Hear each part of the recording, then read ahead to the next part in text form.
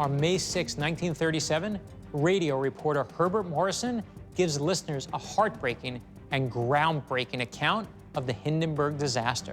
The smoke and the flames now, and the flame is crashing to the ground, not quite to the mooring mast. Oh, the humanity. That recording would go down as one of the most remarkable and emotional "you are there" moments in history. But the recording was stolen from the National Archives. In 2010, historian and radio aficionado David Golden is the first to figure it out, after he spots several historic recordings that he had donated to the National Archives for sale on eBay. Whoever took these records has knowledge of old radio recordings and had access to the collection. Okay, this is getting scary. The National Archives is the home to the Declaration of Independence, the Constitution, and the Bill of Rights, and millions of priceless articles of American history.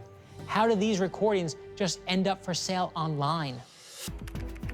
Posing as a buyer, Golden gets the address of the seller, known only as Hi-Fi Gal.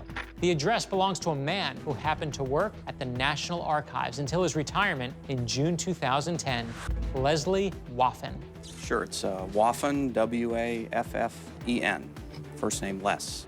Leslie Waffen wasn't just a random employee at the National Archives. Before he retired, he was head of the motion picture sound and video unit.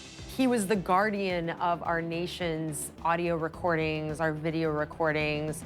We're talking films of the Wright brothers' first flight. We're talking films of the assassination of King Ferdinand in World War I. We're talking the crash and burning of the Hindenburg in 1937. That footage is here. It was quite a shock to see that the head of the hen house was stealing chickens.